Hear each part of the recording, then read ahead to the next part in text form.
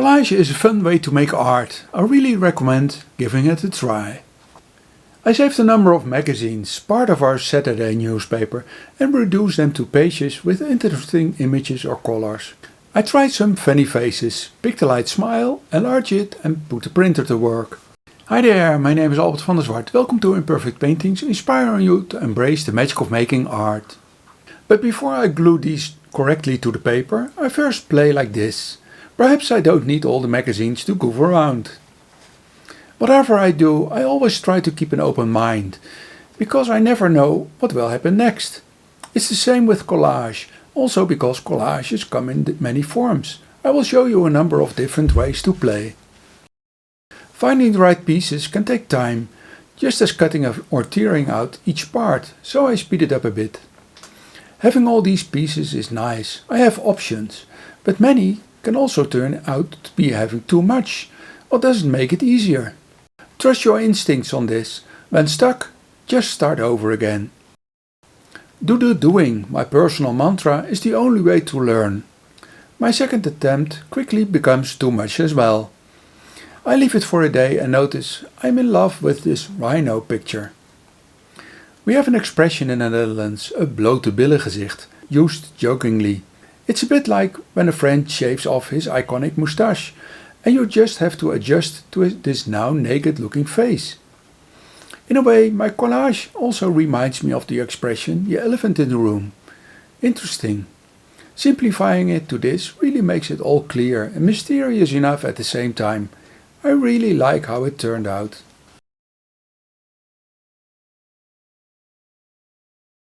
Collage can be a lot of things.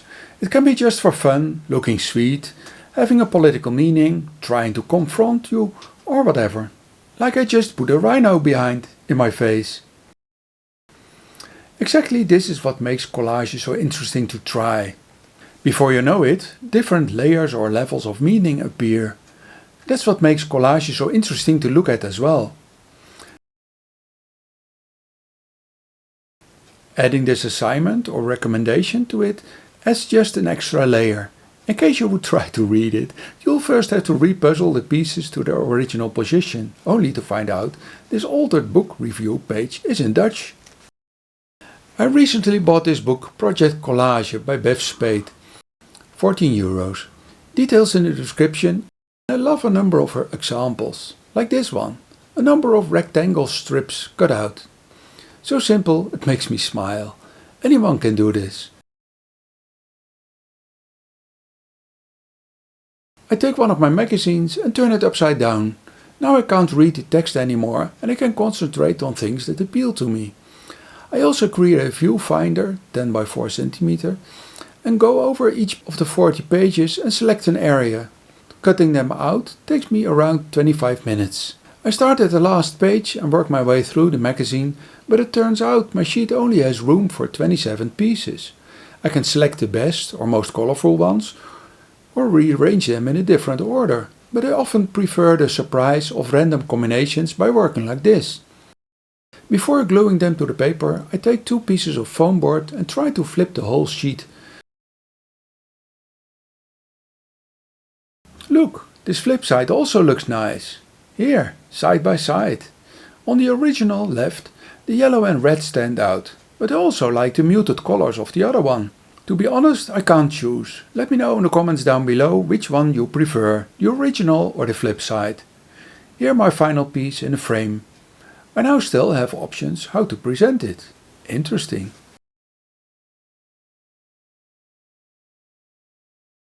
Another example shown in her book is this one. Interesting how the beautiful original picture is manipulated. But she used color copies and I don't have a color printer, so I take a sheet and paint a few rows of paint in different colors. I prefer to show sort of fail-safe examples that anyone can recreate and alter if wanted. I draw a big circle, but before I cut it out, I draw a second one, partly overlapping. I cut out both, and by just turning them a little, the image changes completely.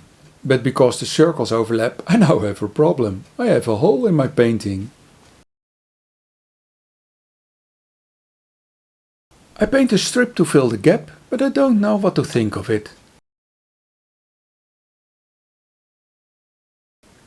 When I go back to the original and look at the sand part, I see how she manipulated the original by adding sometimes enlarged pieces of color copies.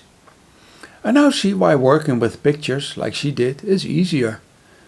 I keep going back and forth between hers and mine and learn by doing, in my opinion, the best way to go forward. This is also why I never hesitate to try making my version of an artwork made by someone else. Playing, thinking of different options, figuring out if I want to work in new ways makes me happy and resourceful as well. Perhaps not perfect like her version, but as a test it's more than acceptable to me. This is how it can work. Now it's your turn to take the idea and make it your perfect version. While browsing through the magazines, I noticed these ads for clothing. I cut out the figures. The posture of their bodies seems to indicate that I will dance around when I wear these. Look at this guy. All you need, it says. Like I would go grocery shopping like that. Hilarious. I must admit, they do look like a happy bunch next to each other like this. This other ad chopped off the guy's brain. Interesting idea. I moved them around to make it fun. And of course, it still needs that something little extra. Now we are getting there. And of course, I could put in a different name. In case you like to try working the other way around, just click on the link and I will see you over there in the next video. Thanks for watching and have a wonderful day.